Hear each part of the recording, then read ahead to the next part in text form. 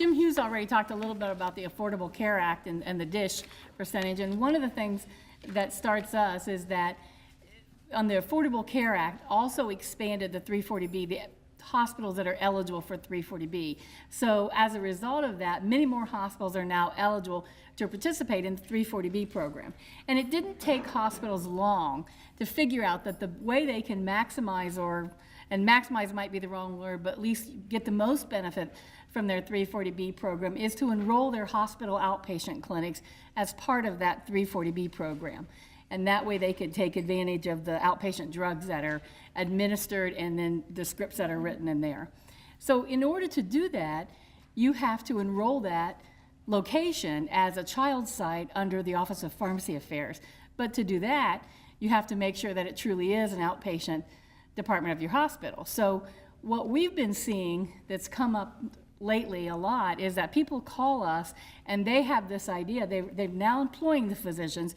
You've heard Claire talk about the alignment strategy, so a lot more physicians are employed, and they have physician practices such as pediatrics that has all these vaccines, or psychiatric offices that have all these outpatient drugs, and they want to make them outpatient departments.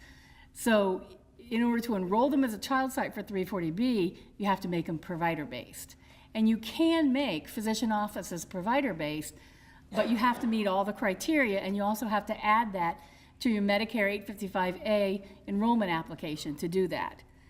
Now, provider-based, I have a lot of people that call me and they think, oh yeah, we'll just go change the sign and we're done.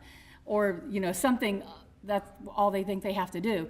There's a series of criteria that have to be met. And probably the number one question I get as the lawyer that works with the provider base is people call me up and say, do we really have to meet everything? Can we just meet part of it and then do this other stuff later? And the answer is no. You have to meet everything. You have to meet all the criteria in the provider-based rule in order to be qualified as provider-based. Now, an attestation, to send in an attestation to CMS is voluntary under the rule. It's not mandatory. However, we recommend it, particularly in situations where it's an off-campus location or in situations where it's been a formally practicing physician office, because there's actually language in the provider-based rule that puts the presumption that a location is freestanding if it's off the hospital campus and it provides services, physician services, that are traditionally performed in a physician office. So if you ever have anybody question whether it's truly provider-based or an outpatient part of the hospital, the presumption is going to be against you, and you're going to have to prove that it is.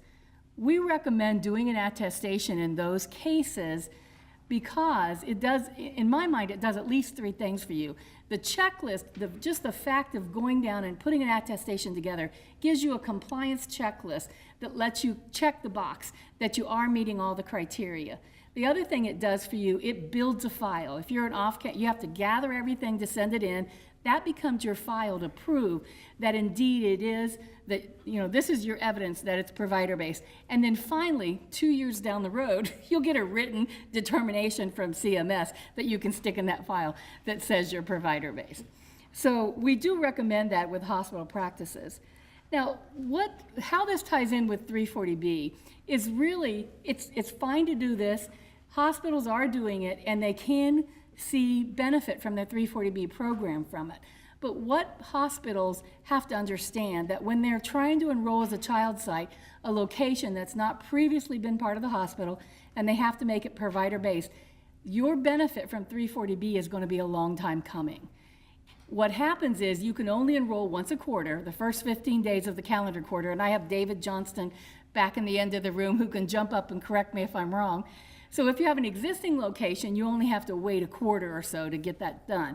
But if you have a new location and your cost report year end is a December 31st and January 2nd, somebody has this bright idea to enroll this and get this money flowing quickly, well, it's not going to happen until sometime, let's say this year, it's not going to happen until sometime in 2015.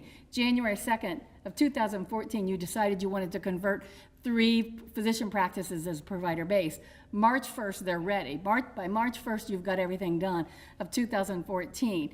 And then it's not, you have to wait until that location is on your filed cost report before you can enroll it as a child site under the Office of Pharmacy Affairs and start reaping benefits from 340B. So 2014 cost report is not going to be filed probably until late spring, early summer of 2015, and then you have to wait for the next opening quarter to enroll. So depending on when your cost report's filed is when you're going to be seeing the benefit of this. And a lot of the upper management at the hospital sometimes lose sight of that timeline. They may have other people that understand it, but they think it's going to happen a lot quicker than that. And so that's really the takeaway from here. It's fine to do it. It's fine to look at this. We can help you through any of the regulatory hurdles that you need. But if you're enrolling a new location, it can take a long time depending on when you start.